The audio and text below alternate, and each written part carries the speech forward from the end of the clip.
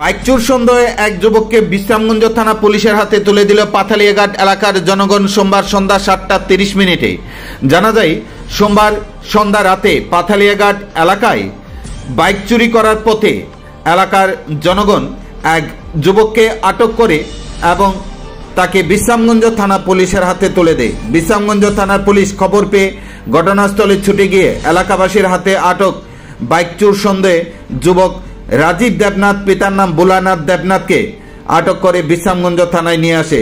বর্তমানে বিশ্রামগঞ্জ থানা পুলিশের হেফাজতে রয়েছে। বাইক চোর সন্দেহে এলাকাবাসীর হাতে আটক চোর রাজীব দেবনাথ।